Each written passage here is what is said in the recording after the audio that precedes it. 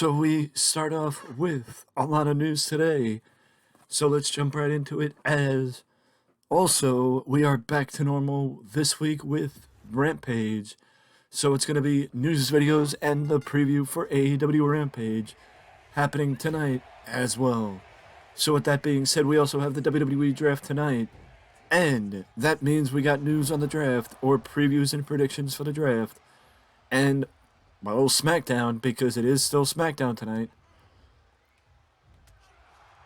So let's get right into it, and that includes two matches set for SmackDown tonight.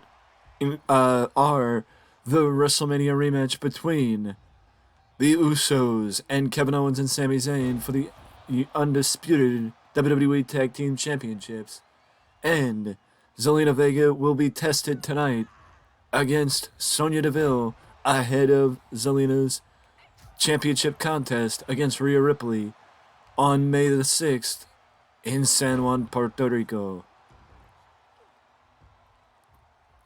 Also tonight, we have an update on Indi Hartwell, as Indi Hartwell posted a picture of herself on social media with a walking boot, or in a walking boot. There is no official update on what injury she may have sustained during the match, if she's going to be injured any length of time or miss any length of time, or will have to vacate the championship or anything of that nature. But what we do know is she's in a walking boot. I mean, that could mean that she just misses a couple weeks. That could mean that she'll miss some time. It could mean a whole mess of things, but right now all we know is that she was in a walking boot and that she's doing okay. So I, for one, would like to send nothing but best wishes to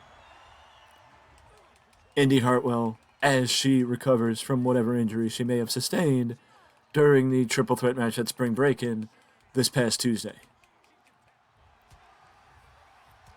And now we shift over to the other news with, as I mentioned, the WWE draft is tonight or starts tonight and then continues on Monday. And for those who may not be aware, that means that there are people that are eligible. There are people that are eligible tonight and then eligible for Monday. And that is the reason why they're doing two separate drafts, because everyone in the company is not eligible for the draft both nights. There are people that are eligible for the draft on Monday. There are people that are people that are eligible for the draft on there are people that are eligible for the draft on Monday, and there are people that are eligible for the draft tonight. They are not eligible both nights, and they are splitting it up in that way.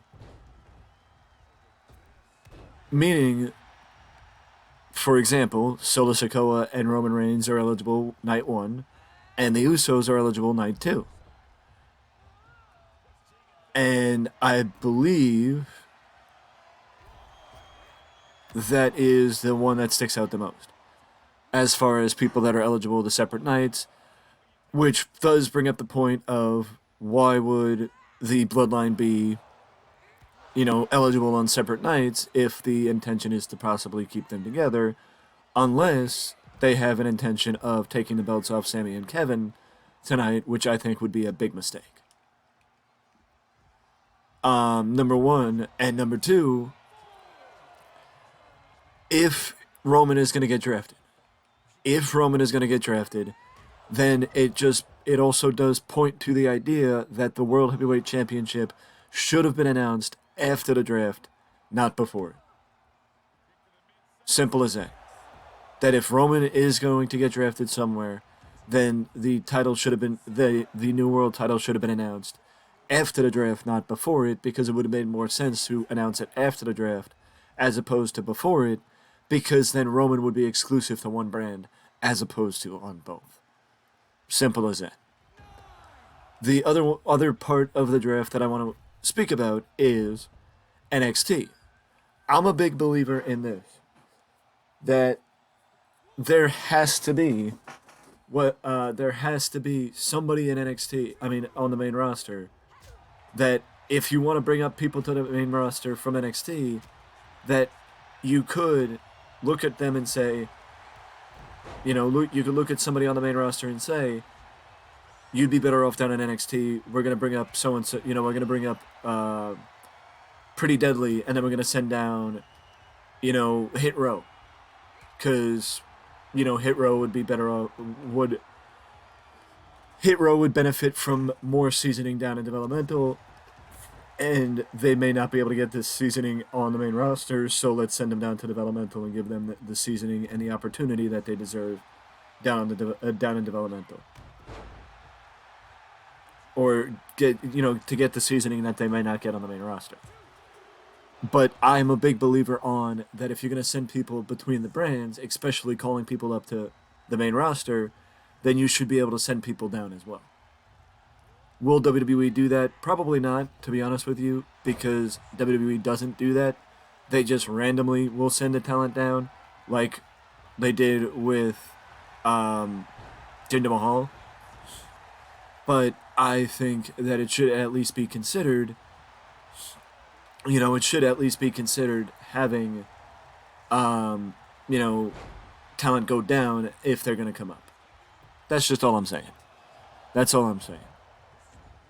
Potential call-ups for the draft, which there was a little bit of a note at the bottom of the roster list, or the selection list, explaining that select NXT talent will be available in the draft on both nights. There is no official word on any specific NXT talent that will be available either night. It is just an announcement that select talent will be available one night and the other. Simple as that. Ilya Dragunov, Tyler Bate, Pretty Deadly, Cora Jade, Braun Breaker, Cameron Grimes, and various others have been mentioned over the past couple of weeks as far as talent that could be getting called up. If you go up and down the women's roster, you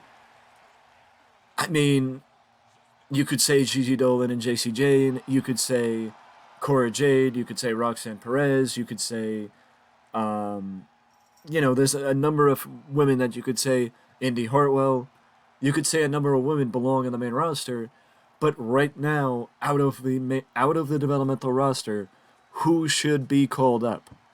Well, JC Jane and Gigi Dolan are having a blood feud in NXT. Roxanne Perez isn't ready. Indi Hartwell's the women's champion. So who does that leave? Well, that leaves Cora Jade. I think Cora Jade does have what it takes to show the potential on the main roster that she has shown in developmental. I do think overall, if WWE went a draft without promoting any women from developmental, it would not be the worst thing in the world. But at the same time, I think Cora Jade could benefit from being on the main roster, especially if they're trying to shake things up and give more opportunity to the women on the main roster. If that's something that they are actually planning on doing, then Cora Jade should get drafted and belongs on the main roster. If that is not something that they anticipate doing, then I don't want to see Cora Jade on the main roster. I want to see her still down in NXT. As far as Bate, Dragunov, and Breaker, I think the most likely person out of those, Bate, Dragunov, Breaker, and Cameron Grimes. Simple as that. Out of all the potential call-ups, Pretty Deadly and Cameron Grimes seem to be the most likely ones in my opinion, but we'll have to wait and see what happens as far as that's concerned. And the last bit of information that I'm going to do in this news video is that Teddy Long will be at SmackDown tonight and at Raw on Monday.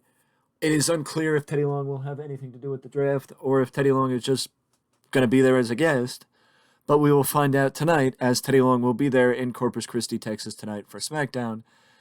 Again, it is unclear what part he will play in the show or if he's just visiting.